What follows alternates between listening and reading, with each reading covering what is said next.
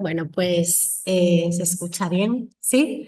Pues el agradecimiento es mío porque la propuesta de esta conferencia sin duda alguna ha sido una oportunidad, ¿no?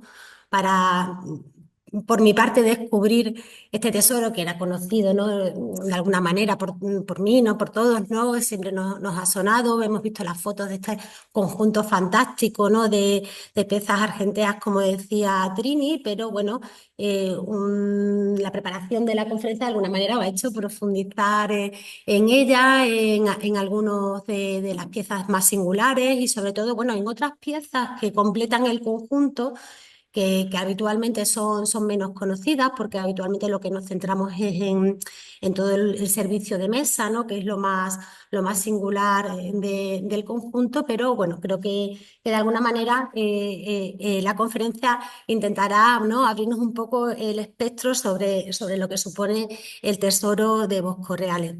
De alguna manera esto es un poco lo que vamos a ver, ¿no? Las pocas noticias y los pocos datos que tenemos sobre el descubrimiento y el contexto de la vila, que se sitúa en Boscos Reales. Como decía, el análisis de las piezas que fueron halladas, que no solo se trata del servicio de mesa, que es lo más conocido, sino también de un conjunto de más de 1000 áureos, es decir, de un conjunto de monedas de oro impresionante, uno de los conjuntos de monedas de oro más copiosos que se han encontrado en la antigüedad, y también de un conjunto singular de joyas y objetos de tocador que, como digo, aparecieron en el mismo hallazgo, ¿no? Y de alguna manera, bueno, pues el contexto del tesoro, ¿no? Sobre todo, bueno, pues algunas especulaciones que se han hecho sobre a quién pertenecería, ¿no? ¿Quién sería eh, el poseedor de este fantástico conjunto de plata y oro, fundamentalmente, que alcanza más de 30 kilos de metal noble, ¿no? O sea que es una dimensión tanto en número de piezas como en el valor en sí mismo que tiene el metal que lo constituye. Como decía efectivamente nuestra directora Trinidad, Boscos Reales se sitúa, bueno, en el contexto vesuviano, ¿no? Dentro de aquellos yacimientos los más conocidos, el de Pompeya, la ciudad de Pompeya, la ciudad de Herculano y la ciudad actual de Boscos Reales. Y todo, claro, todo se encontró, bueno, pues de alguna manera afectado por la gran erupción del Vesubio del 79, y es lo que de hecho ha permitido que se encuentre en tan fantástico nivel de conservación en sí las estructuras de la villa, y también de alguna manera explica, ¿no? Explica el hallazgo en sí de este tesoro, teniendo en cuenta que los metales nobles como tal, pues son hallazgos excepcionales, y los contextos de hallazgo son precisamente de este tipo, de tesoros, de ocultamientos por momentos de crisis, por momentos de guerra, en las que se acumulan, se esconden estas piezas para, teóricamente, en un momento que haya pasado este momento de crisis, poder recuperar el metal que en sí mismo es valioso por sí mismo. Y en este caso, ¿no? El contexto de crisis es la erupción del Vesubio. Pero como digo, además, estos materiales normalmente se reutilizan, se reaprovechan, se refunden, y por tanto son muy pocos los que nos llegan en contexto arqueológico o en colecciones históricas, ¿no? Por ello, la excepcionalidad de este tesoro, como otros que se conocen de Menandro, etcétera, de los yacimientos vesuvianos o de otros contextos, ¿no? Como digo, en el contexto de Bosco Real era un área en el que había un montón de vilas, de espacios de recreo, en un contexto cercano a estos dos a los dos núcleos poblacionales, que eran Herculano y Pompeya. Y aquí, bueno, veis cómo se sitúa la villa de Pisanella, que es donde se produce el hallazgo llamado Tesoro de Bosco Reales, pero como digo, en realidad es de la villa de Pisanella.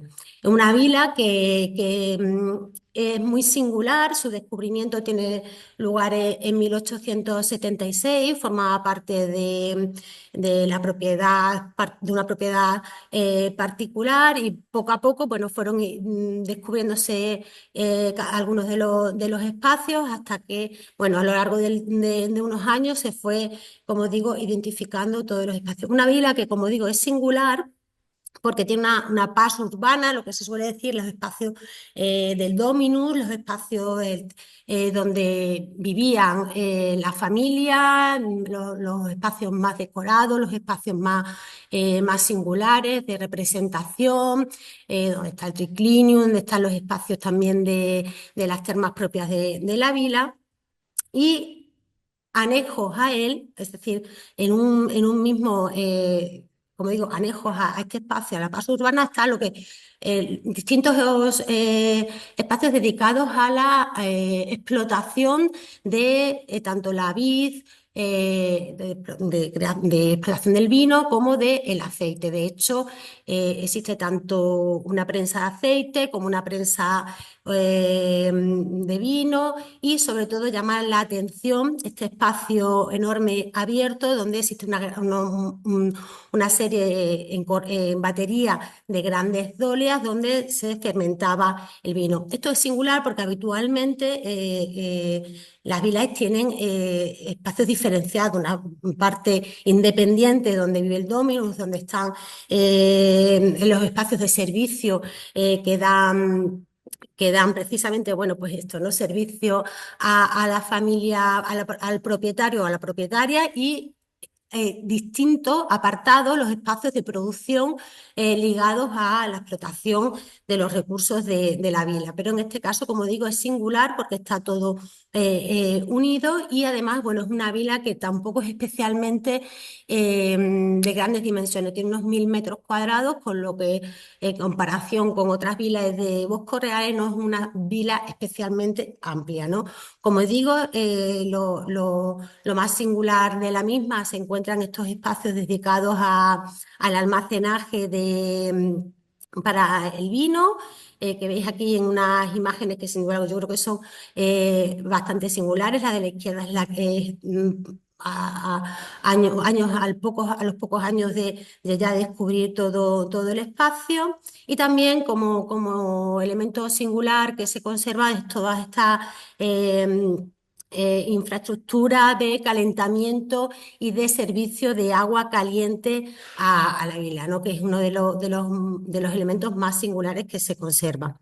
Y en una de las cisternas a los espacios de producción es donde se halló el tesoro, ¿vale? De acuerdo a algunas noticias, dicen que se encontró junto a un cadáver. El cadáver lo que llevaba de alguna manera más próximo al mismo era los elementos de ornamenta y de muliebra, es decir, los objetos de tocador y de joyas que los iba portando en la mano y junto a él estaría tanto las monedas como toda la vajilla de plata, que son más de 100 piezas, en concreto son 108 piezas de plata lo que componen la vajilla. Como veis, el descubrimiento del tesoro tuvo lugar unos años a posteriores del inicio de las excavaciones o eh, de la explotación de la villa, y aquí hay una foto que traía que fue publicado años después del hallazgo, en 1900, que se supone, ¿no?, donde este señor señalaba donde tenía lugar el hallazgo. Tras el hallazgo en sí de este fantástico conjunto, pasa rápidamente entre el dueño de los terrenos y los anticuarios napolitanos, hicieron una salida, en principio, no podemos llamar ilegal, porque de hecho el Estado italiano luego intentó recuperar el tesoro, pero la ley permitía en ese momento la salida de las piezas, pero bueno, podemos decir que fue una salida un poco no oficial, ¿no?, de las piezas hacia Francia para ofrecérselo en venta al Museo del Louvre. El Museo del Louvre no pudo adquirirlo por el precio que ellos pedían por el tesoro, y fue finalmente este señor, el barón Edmond Rothschild, que no sé muy bien cuál será su pronunciación, un banquero de origen judío, de una familia muy, muy conocida, quien adquirió el tesoro y lo donó de inmediato en su totalidad al al Louvre. Bueno, en su totalidad, no. En su totalidad, es decir, en este viaje, en este paso por manos de los anticuarios napolitanos y por los distintos avatares que tuvieran en ese año que transcurre entre el descubrimiento y la llegada al Museo Parisino, pues bueno, alguna pieza se extravió del conjunto y así pues encontramos alguna pieza en el British Museum, alguna pieza ha salido a colecciones americanas. El Museo de Nápoles, el Museo Nacional de Nápoles conserva también alguna pieza teóricamente perteneciente al tesoro, también buena parte de las monedas un conjunto del tesoro de las monedas, aunque otra parte de las monedas está todavía recorriendo los mercados de anticuarios y de hecho son bastante solicitadas y bastante valoradas en sí. Eh, Al poco, como ven, ahí comienzan los primeros trabajos. En 1899 eran de Villefoy, un conservador del Museo del Louvre, epigrafista muy reconocido, publicó un trabajo monográfico muy extenso, muy concienzudo, con unos fantásticos fotografías y unos fantásticos dibujos sobre el tesoro, que además está disponible en internet y la verdad es que fue un trabajo, yo creo que no superado, ¿no? Con respecto al análisis de las piezas. Es verdad que no entra en mucho detalle o en mayor profundización sobre el contexto de hallazgo del tesoro. Primero porque, bueno, el tesoro en sí, como decimos, bueno, pues tiene esa explicación lógica de momentos de crisis, momentos de erupción del Vesubio, de acumulación de los objetos más valiosos de la vila y de intento de su guarda para ver qué es lo que podría pasar para poder recuperarlo a posteriori. Pero como digo, creo que es un trabajo realmente fantástico desde el punto de vista de la iconografía y de las técnicas. También François Barras en 1986 hizo un trabajo también importante desde el Museo del Louvre también sobre un análisis específico del tesoro. Bien, como decía, bueno, pues las monedas son más de 1000 áureos, es decir, es un volumen de piezas de oro excepcional, la mayoría de época de Nerón y de Vespasiano. Son piezas que, como pueden ver, tienen un fantástico estado de conservación, son clasificadas como flor de cuño, es decir, como piezas que prácticamente no han circulado, sino que se han conservado desde su acuñación como valor en sí mismo que tenía el material áureo. Eh, y también llama la atención específicamente este color rojizo que presentan las monedas y que parece que tiene que ver con la alta temperatura que alcanzarían en ese momento tras la erupción y la propia composición del terreno que les dio este tono rojizo y que también ha hecho que sean muy valoradas, como digo, en el mercado de anticuario y que de hecho, bueno, parece que se intentan a veces vender en cuanto alguna moneda tiene un cierto tono rojizo, ¿no? Pues se dice que son del Tesoro de Boscos Reales para intentar venderla a un precio superior. Aquí está Agustín Velázquez, que seguro que pueda darnos algún dato más específico sobre este tipo de monedas. Pero sin duda, bueno, pues es el servicio de mesa, ¿no? Ese todo realizado en plata con una variedad singular de las mismas. Podemos decir que por un lado se encuentran las piezas destinadas al servicio de los alimentos, aunque gran parte del mismo en realidad está en relación al vino, ¿no? A todo lo que tiene que ver con el servicio del vino, el toma la ingesta de este líquido, que sin duda alguna era un elemento no solamente culinario, sino que tenía que ver con la identidad de los banquetes y de los convivios en época romana, ¿no? Aquí hay una lámina también que presenta François Barat, en el que podemos ver efectivamente todos los tipos de piezas que lo componen, ¿no? Y también creo yo que es muy ilustrativa para que veamos las dimensiones, ¿no? Y podamos comparar las proporciones de algunas de las piezas, porque ahora iremos viendo una tras una, ¿no? Deleitándonos en este fantástico conjunto, pero a veces podemos perder un poco la perspectiva, ¿no? Porque estos esquifos o las copas, dentro de la misma variedad hay diferentes tamaños, también tamaños de los diferentes platos y cuencos, la bandeja o los saleros o especieros, que son también un conjunto de piezas muy destacadas en el tesoro. Como digo, bueno, pues la- el servicio de mesa es sin duda alguna la estrella del tesoro de Bosco Reales. Llama mucho la atención, como veremos a continuación, estas copas figuradas, eh,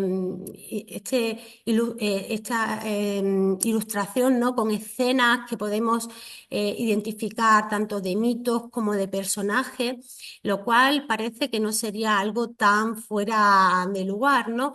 En el Satiricón de Petronio aparecen numerosas referencias al uso, ¿no?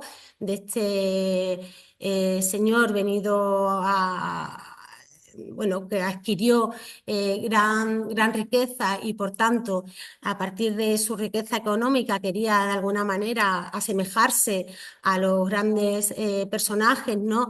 De la aristocracia romana, podemos decirlo así, y en lo que viene en el Satiricón, como digo, hay un montón de referencias a cómo luce su vajilla de plata y cómo estas escenas, ¿no? Que él dice, por ejemplo, ¿no? Que presentaban en sus copas, ¿no? Por ejemplo, él habla de Casandra como el asesinato de Casandra hacia sus hijos, el Dédalo, o bueno, como digo, una serie de escenas mitológicas que veremos que efectivamente se reproducen en estas piezas. Claro, también teníamos la referencia no solamente de las fuentes, ¿no? Del uso de estas vajillas, sino también las fuentes iconográficas, ¿no? La famada tumba de Caius Nestorius Priscus en Pompeya, en la que aparece esta mesa con todo el despliegue, ¿no? De piezas de vajilla, muchas de las cuales pues, podremos ver en el Tesoro de Bosco Real. En este caso, bueno, pues se supone que destinado, ¿no? Al banquete funerario de Priscus, pero que, como digo, no está lejos de la realidad que vivirían algunos de estos grandes propietarios pompeyanos, porque el Tesoro de Bosques Reales muestra de que estas espléndidas vajillas de plata estaban en propiedad y en uso por parte de grandes hacendados del entorno. Bueno, como digo, ahora vamos a deleitarnos con una suerte, pónganse cómodos, relájense en sus asientos, porque se trata sobre todo de disfrutar de estas piezas, del detalle de cada una de ellas.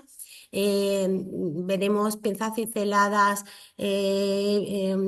troqueladas, nieladas, algunas fundidas, es decir, una variedad de técnicas y también irán viendo claramente cómo el tesoro se compone de diferentes manos, de diferentes talleres, que su cronología se sitúa en torno a unos decenios previos al a la erupción del Vesubio, es decir, es una producción próxima al fin del tesoro y, como digo, tiene gran coherencia en sí mismo cada una de las piezas. Bueno, pues la gran bandeja que veíamos al inicio en la lámina, en las diferentes tipologías, esta es la pieza de mayor tamaño. Entendemos que para el servicio de productos, ¿no? En el Satiricón de Pretonio, que decíamos anteriormente, bueno, pues ahí se despliega toda una suerte de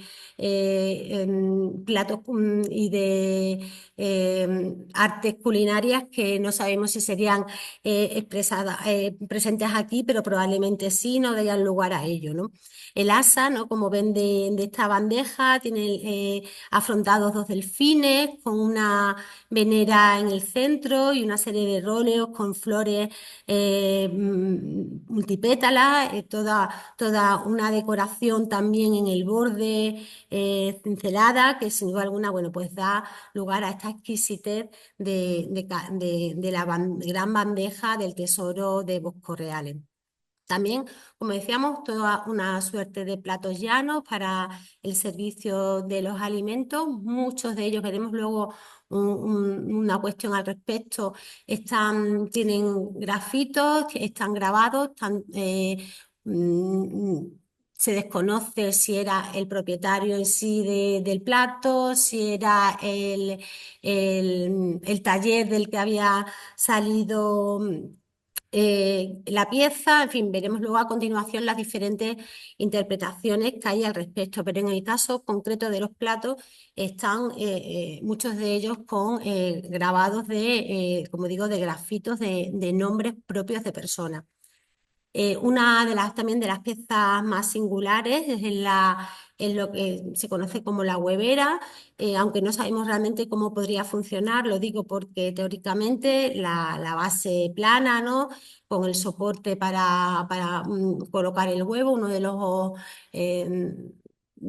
los productos que eran muy comunes en la gastronomía romana, y que además guardaba en sí mismo una gran simbología en la eternidad, hacia la eternidad, ¿no? De hecho, los huevos también eran uno de los alimentos que se ofrecían en el funus romano, en los enterramientos romanos, como elemento de ofrenda para la eternidad. Pero digo, como decía, la huevera tiene también probablemente un doble uso, porque, como ven, en la parte trasera de la base está ricamente grabada con una serie de palmetas en el borde, con un elemento fitomórfico en el centro, que además iba nivelado.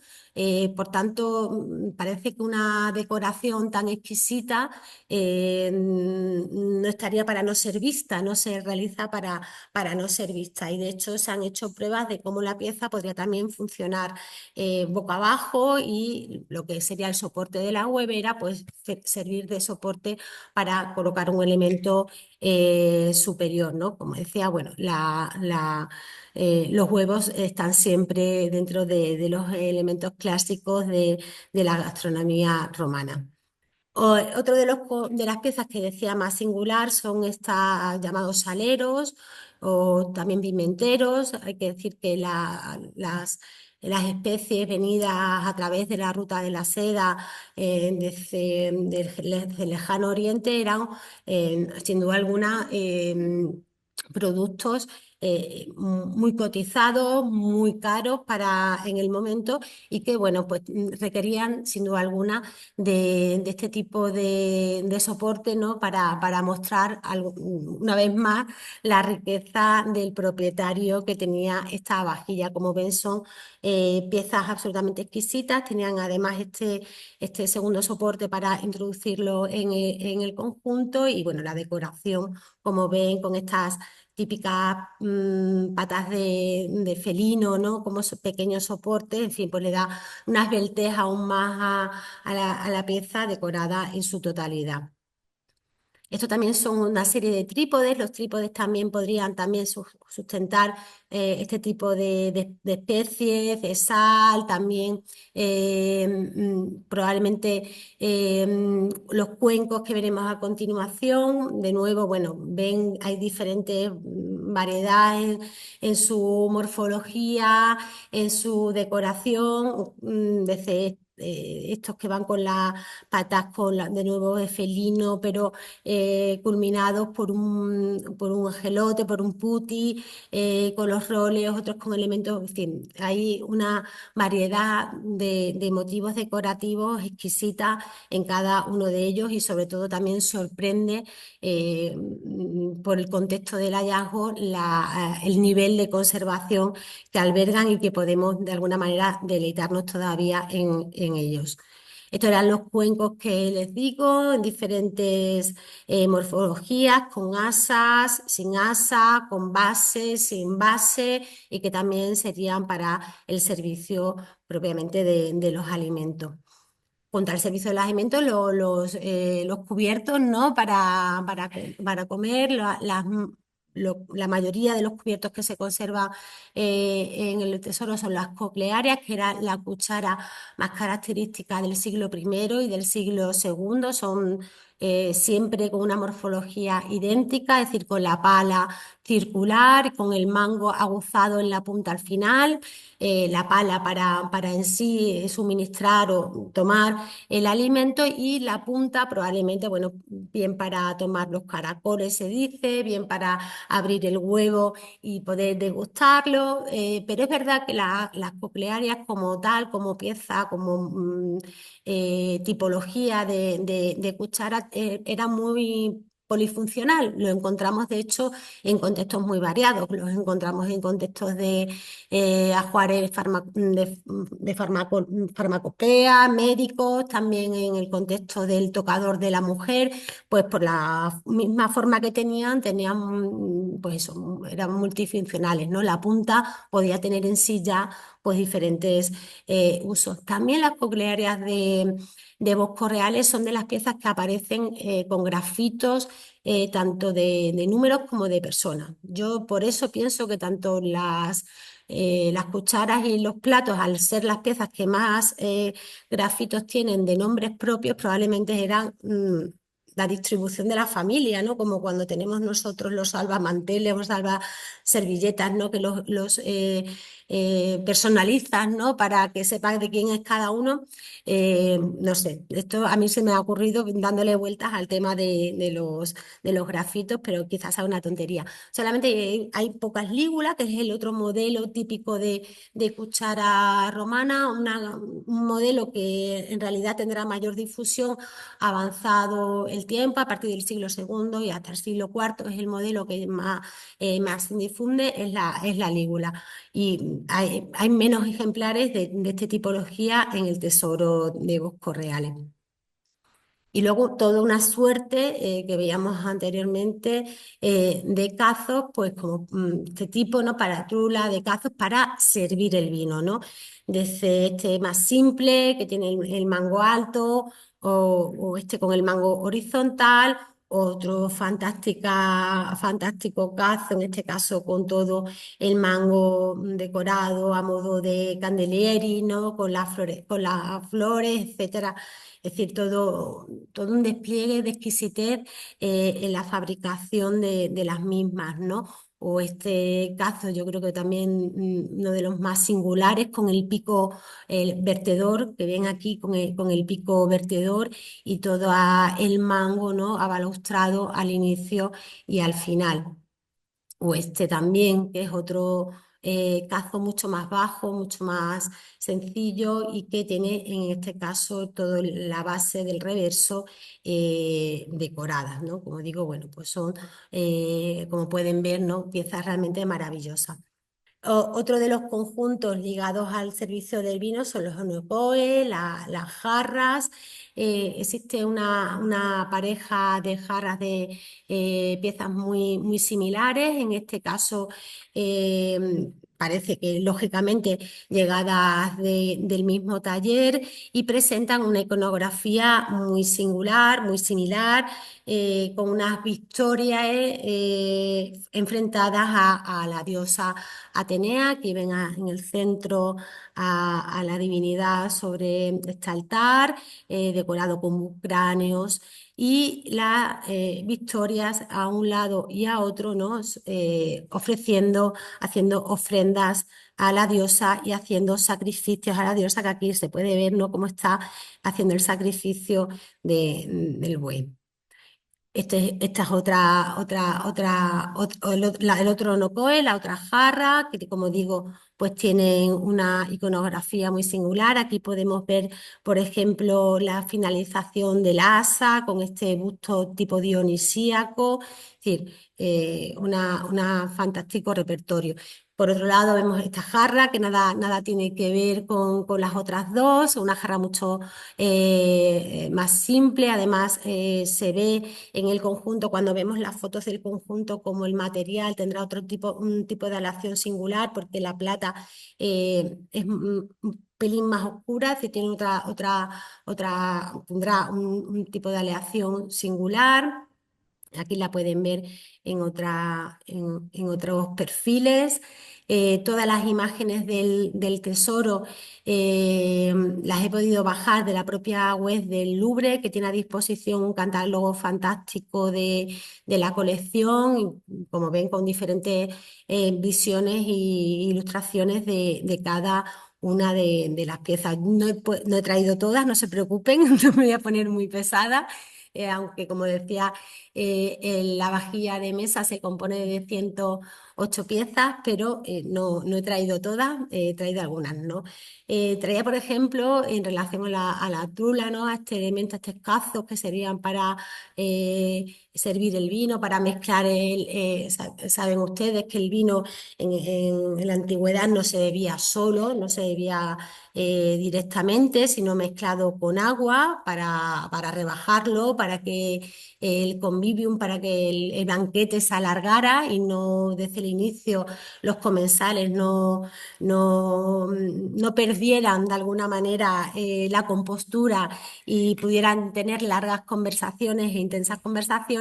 Bueno, pues este modelo de pieza, que es muy característico del servicio del vino, en el caso emeritense, bueno, pues tenemos esta fantástica pieza de vidrio, que también tiene decoración de hojas, o otras piezas de cerámica o de bronce, que de alguna manera lo que imitan o lo que venían a era reproducir estas piezas de plata, que son de alguna manera las más destacadas dentro de lo que podría ser la vajilla romana. Y luego toda la suerte de copas que también requieren un espacio aparte, ¿no? Hay una pareja de ellas, una de las que muestro es ejemplo de lo que les digo, que recoge escenas de la naturaleza, pero que en realidad lo que venían era a, a hablarnos de antiguas fábulas en las que se, se descifraban, ¿no?, mensajes y normas morales para los antiguos, ¿no? En este caso, bueno, vemos unos aves zancudas que están dando de comer a sus crías, pero si ven aquí el detalle de la tortuga, del insecto, podrán comprender, ¿no?, la calidad técnica de cada una de ellas, ¿no? Esta es otra de la pareja, en este caso son dos aves zancudas luchando por una serpiente. Y como digo, bueno, pues son una pareja muy parecida. En este caso también tenemos escenas de cacería, con, pues eso, escenas en las que los lebreles van detrás de conejos, en este caso con cabras, con todo una suerte de mundo animal que se entrelaza con decoración de róleos, de flores y de candelieri que ¿no? de alguna manera dan el esplendor y el horror vacui casi de algunas de estas piezas.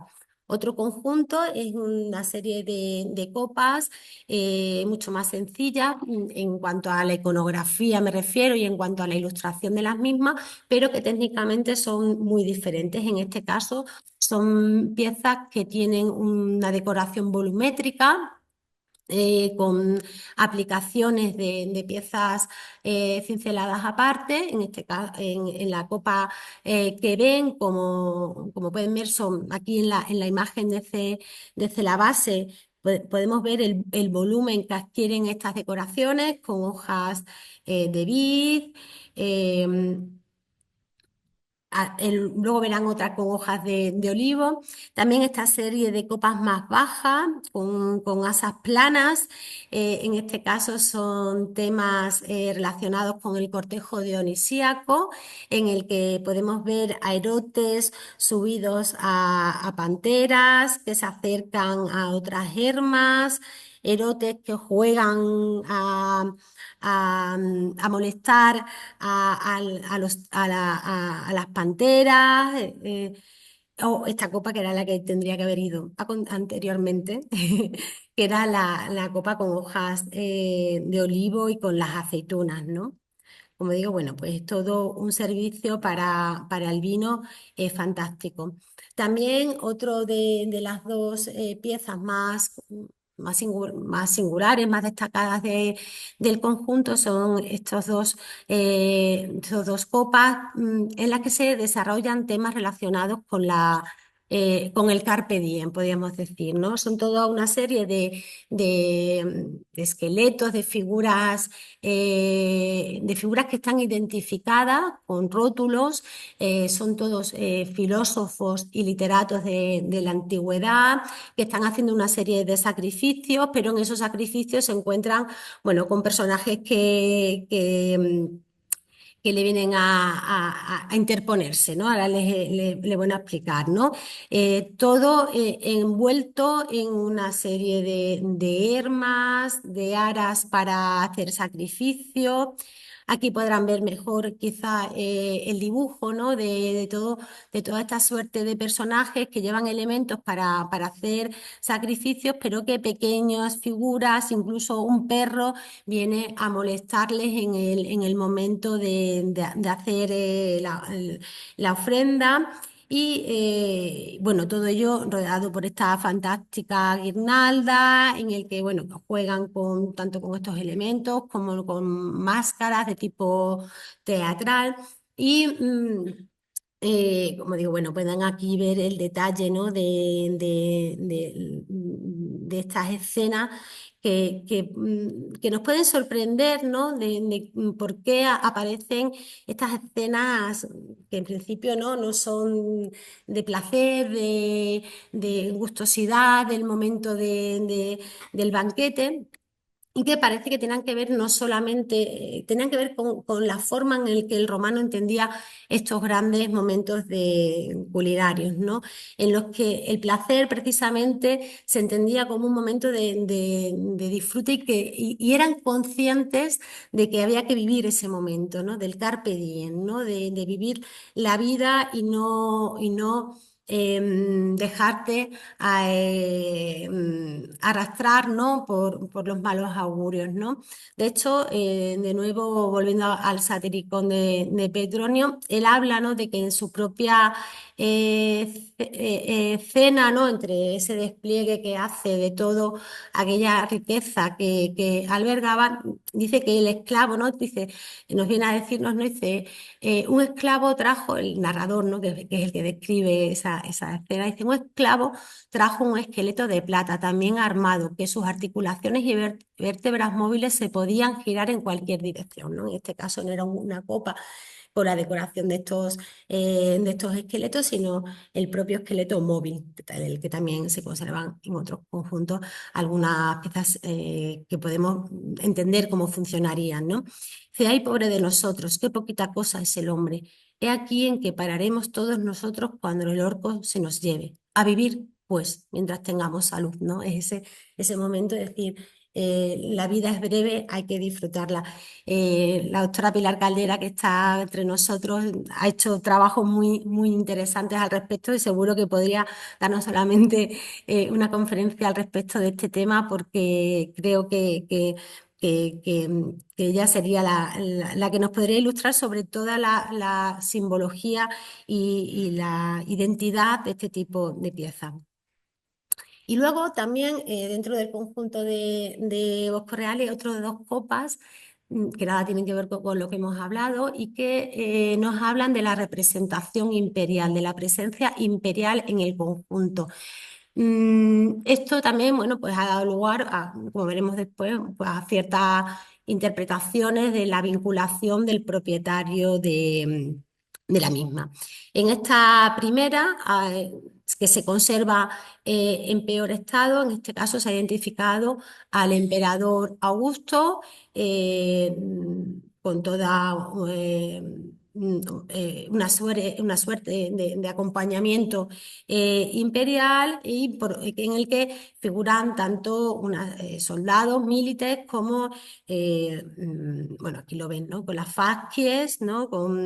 En el que aparecen perfectamente identificados estos acompañantes del emperador, que aparece casi podríamos decir entronizado, al menos sedente, dispuesto con esa magnificencia. Y en esta imagen además podemos ver efectivamente el volumen, ¿no? de las aplicaciones de estos militares, de estos soldados que aparecen también totalmente pertrechados, ¿no? No son soldados cualquiera, son centuriones, son en fin, hostios, es decir, grandes figuras, ¿no? de la corte militar del emperador. Como digo, son dos copas, esta que se conserva quizá en peores condiciones, aunque las fotos antiguas de donde lo se ven que originalmente la escena conservaba mayor riqueza, mayor número de personajes. Y esta segunda, en la que aparece, según han identificado los especialistas, Tiberio, en un desfile triunfal, con una suerte de sacrificios que se van llevando parte de los animales que se van a sacrificar, y de hecho la escena en sí del sacrificio del buey, ¿no? Vemos aquí al victimario, bueno, vamos a verlos ahora.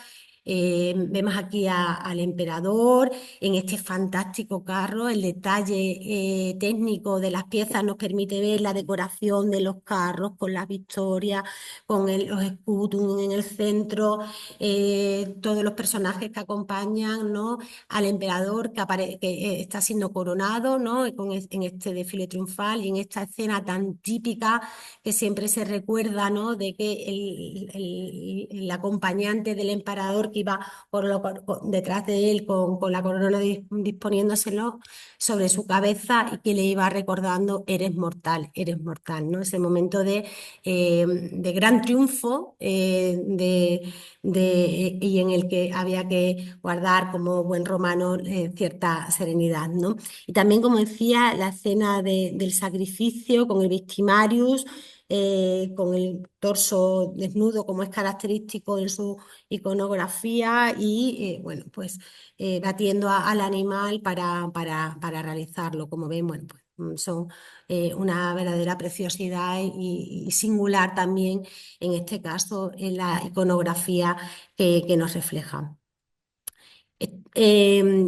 También esta similitud de piezas, queríamos recordar también este esquizo de la Antigua, del conjunto de la Antigua, de vidrio, una pieza sin duda alguna excepcional, estudiada por Pilar y que, bueno, pues de alguna manera, ¿no?, nos acerca de alguna manera a estos grandes servicios. La pieza de vidrio la pueden ver en la vitrina del museo.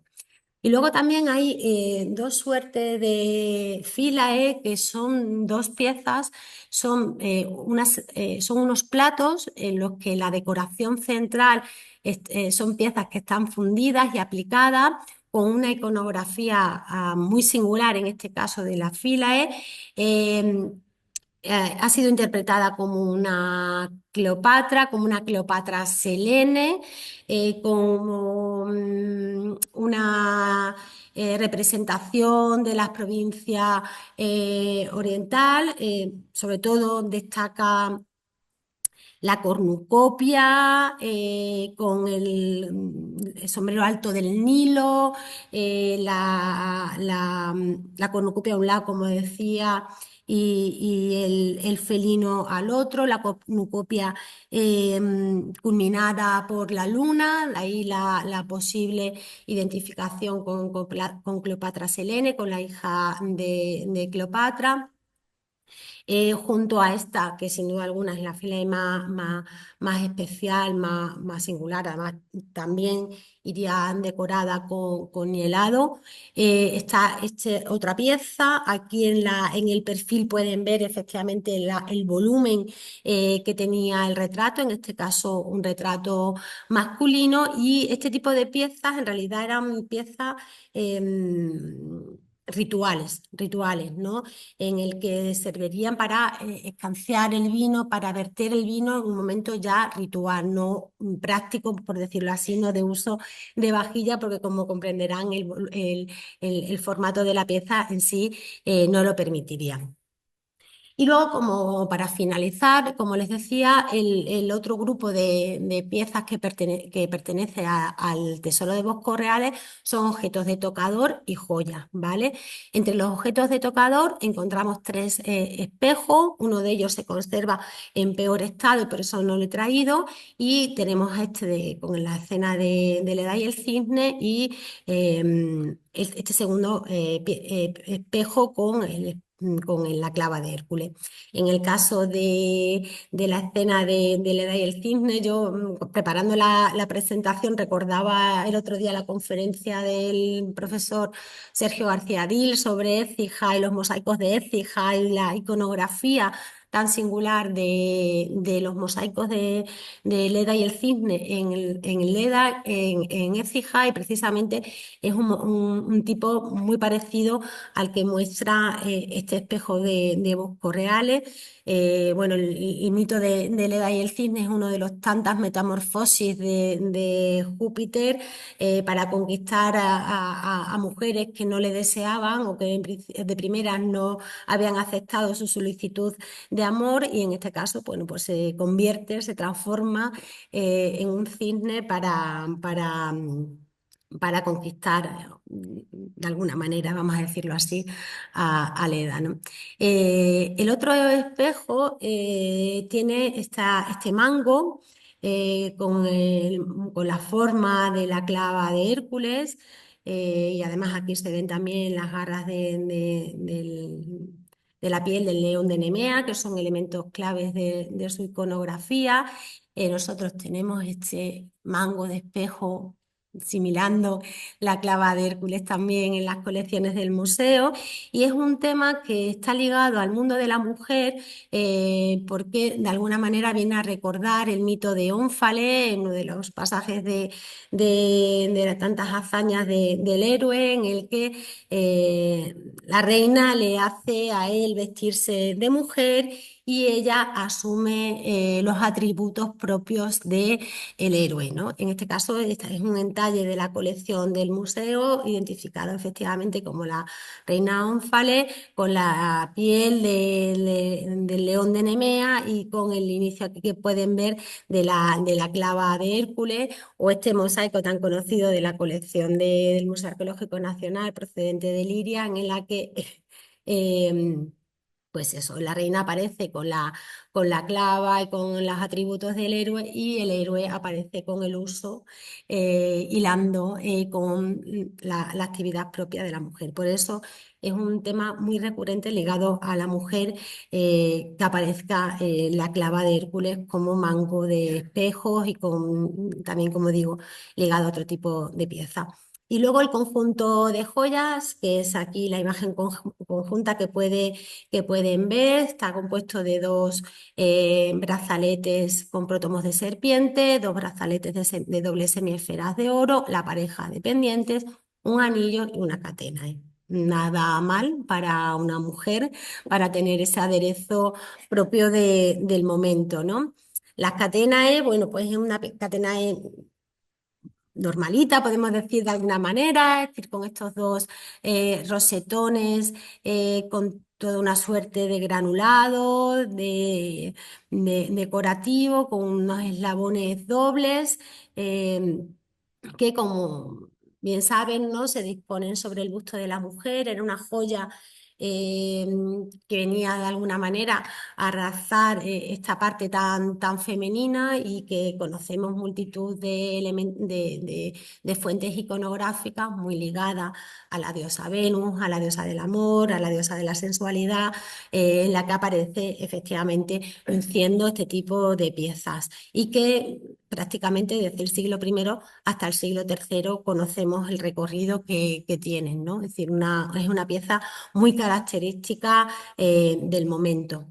También está Venus de Pompeya, ¿no?, en la que tenemos la suerte de que sobre el mármol todavía conservamos la decoración en oro, pues aparece efectivamente portando la catena sobre la fascia pectoralis, además también en hilo de oro. Y la pareja de brazaletes también es un tipo de pieza muy habitual. No quiero decir habitual porque me parece que es un poco fuera de lugar, ¿no? Es decir, es muy característica, muy propia del momento. La serpiente, ese animal totémico que además renueva cada cierto tiempo su piel, y que nos recuerda la eternidad, nos lleva a la eternidad, em, a la transformación del personaje. Pues como digo, está también de manera recurrente en la iconografía de las joyas de la mujer. Y además, en este caso, bueno, pues son piezas muy bien, muy buenas, muy bien hechas, muy bien cinceladas, con la piel de la serpiente, tanto en la cola como cerca de lo que es el prótomo en sí, y que, bueno, como digo, está ligada tanto a brazaletes que se disponían en diferentes sitios, tanto en la muñeca como en el antebrazo, incluso, como ven en esta Venus procedente de Turquía, sobre el muslo. No sé si eso sería realmente una realidad, o bueno, ya un gusto por la decoración. En este caso, además, la Venus también lleva la catena, como ven, dispuesta sobre el pecho. Aquí en Mérida tenemos este fantástico anillo que está abierto, y por eso no pueden ver exactamente la morfología original, procedente de la necrópolis de Araya. Que forma parte además de un aderezo completo encontrado en un contexto funerario, y que, bueno, también nos acercan de alguna manera a estas piezas vesuvianas. Y luego la pareja dependiente, que son una pareja también singular, especial, por estas aplicaciones de pasta vítrea en verde translúcido. eh, Siempre, bueno, tenemos un trabajo, Pilar y yo, ¿no?, sobre la imitación de piedras preciosas con pasta de vidrio, y en este caso, bueno, pues lo más probable es que lo que está haciendo realmente es imitar la esmeralda, ¿no?, que era la piedra preciosa una de las piedras preciosas más singulares y más apreciadas en época antigua y utilizada en la joyería antigua. Y cuando no se llegaba a la esmeralda, pues se utilizaba la pasta de vidrio en imitación a las mismas, ¿no? Pero las piezas en sí sí que son de oro. Evidentemente son piezas huecas, hechas en base a lámina, porque si no, imagínense el peso que podrían llegar, con estos ganchos tan singulares que a veces se ha dicho que si eran deformación de la pieza, yo cada vez tengo más claro que no, que estos ganchos de los pendientes eran así. La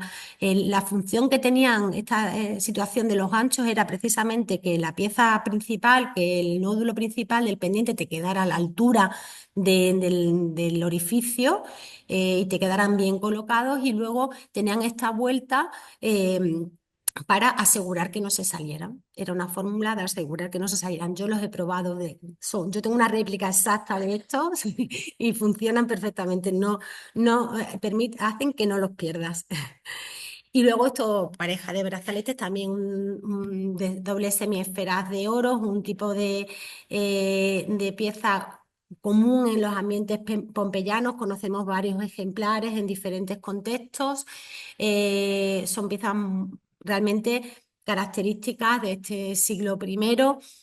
Fuera de Pompeya solamente se conoce un brazalete en Turquía de este tipo, de esta tipología.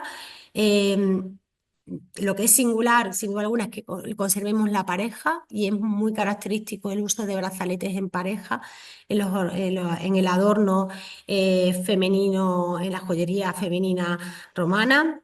Esta pareja que ven aquí, que son una lámina simple, son también procedentes de Mérida, de otro ajuar funerario excavado por María José Ferreira. Y también conservamos este brazalete de Pontezuelas, que, como ven, en las piezas de oro, evidentemente imitan de manera clara al modelo pompeyano de semiesferas de oro. O sea que fuera de Pompeya, como digo, la pieza de Turquía y la pieza emeritense. Además, en el caso emeritense, el brazalete de Pontezuela se ha completado esta sarta de cuentas para el brazalete con otra serie en azabache, que también era un material muy valorado en época antigua. Incluso hay cuentas de azabache que, como ven, esta, por ejemplo, imita la doble semiesfera. Lo cual, bueno, pues nos ha hecho pensar que sería un brazalete que tendría una larga vida. Me explico. El modelo pompeyano, como digo, no va más allá del siglo I. No se han hallado brazaletes similares fuera de Pompeya, más allá del caso turco, y aunque lo conocemos muy bien en bastantes ejemplares del siglo I, no va más allá. En cambio, el azabache es un material que realmente se pone en boga y que se empieza a trabajar en la joyería romana a finales del siglo II o principios del siglo III, más bien, ¿no? Que empiezan a explotarse las minas de York en Inglaterra.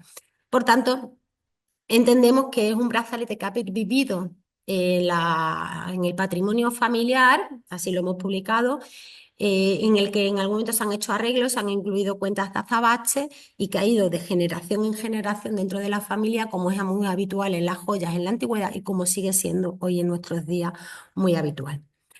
Ya yéndome al final de la exposición, he incluido algunas imágenes que han hecho de recreación de la villa de Boscorreal en Roman Empire, aunque yo estoy bastante de desacuerdo. Es una ilustración como si lo hubiéramos hecho con inteligencia artificial, y digo, haz una villa suntuosa, y eso es lo que han hecho de alguna manera, pero sí que tienen alguna imagen que merece la pena, que veremos a continuación.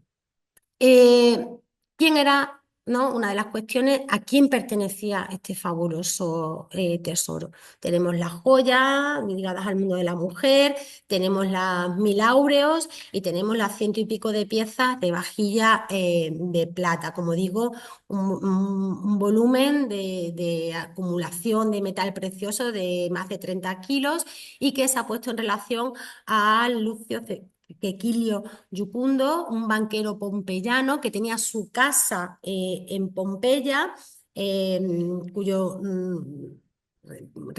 probable retrato, porque se halló este retrato de Broncinio sobre la erma de mármol en su casa, y probablemente quizá, bueno, muchos investigadores han relacionado la propiedad de la villa de Pisanella con este banquero famoso de Pompeya. En su casa se encontraron tablillas de cera en las que aparecía reflejado la actividad de este Argentarius, es decir, un personaje, como digo, famoso. Quizá algunas de las inscripciones que les decía, de los grafitos, de los platos, de las coclearias también, aparecía una serie de iniciales que podrían ser este Jucundus, podía ser algunos libertos de Jucundus, es decir, hay toda una suerte de referencias a personajes. Más allá de que en algunos de ellos también aparezca, como ven, el peso en plata que tenía la pieza, lo cual también es bastante habitual en las piezas argentarias. Otra pieza con la inscripción. Aquí otra de las coclearias también del plato, porque en bastantes grafitos aparece otro personaje que es Máximae. Se ha hablado que si sería la hija del propietario, esta tal Máximae, que sería, claro, la propietaria, por tanto, del ajuar femenino que también se ha encontrado, aunque digo, como digo, todas las interpretaciones están abiertas y no hay un verdadero consenso sobre la relación entre los personajes y sobre realmente el poseedor del mismo. Uno de los retratos, una pieza que se encontró también en el conjunto y que está en este caso conservada en el British y que parece que, como digo, formaría parte del conjunto, es este retrato cuyo dibujo fantástico aparece en la publicación de Irene de Feuillats y que, bueno, pues quizá algún investigador ha relacionado con esta máxima. En cualquier caso, eh, como decíamos al inicio de la charla, es una vila modesta, de unos 1000 metros cuadrados, en el que aparece además, como veíamos, junto la parte más noble de los espacios, la parte de explotación de la vila, es decir, los espacios menos nobles, ¿no? Hay una serie de nombres identificados, una serie de iniciales, de figuras relacionados con estas inscripciones que aparecen en las piezas. También tenemos claro que las piezas evidentemente no vienen todas del mismo taller, se pueden identificar perfectamente diferentes manos y diferentes bloques de talleres, pero sí que la vajilla de mesa en su conjunto tiene coherencia y unicidad. Esto que hace que no podamos pensar en que fuera un tesoro en el que fueran cogidas piezas de diferentes sitios, de diferentes viles, para en un momento determinado, en ese momento de confusión, de saqueo probablemente, de locura ante la catástrofe natural que se avecinase, fueran traídas de diferentes lugares, sino que sí que parece que todo el conjunto tiene una coherencia para ser un servicio de mesa, ¿no? Aparecen compensados los platos con las jarras, con las copas, ¿no? Por ejemplo, ¿no? Por tanto, no sabemos qué es lo que sería. Sabemos que sin duda alguna el conjunto sirvió una mesa de un rico o rica propietario o propietaria, que estarían almacenados no donde se halló, sino que los espacios reservados para ello, conocemos muy bien por las fuentes como había esclavos que dedicados específicamente a la guarda, custodia, que era un esclavo destacado el que guardaba y mantenía este tipo de vajillas y este tipo de propiedades dentro de la vila o de la domus, y que en este momento de colapso del Vesubio, pues probablemente hicieran ¿no? esta guarda de estos objetos tan preciados. Así que Creda de alguna manera ha abierto el interés y espero no haberles cansado mucho y que darles las gracias a todos por acompañarme esta tarde. Como decía Trini, es una tarde de paseo y sé que hay muchísimas actividades programadas ya prelúdicas incluso, así que muchísimas gracias de verdad por acompañarme esta tarde.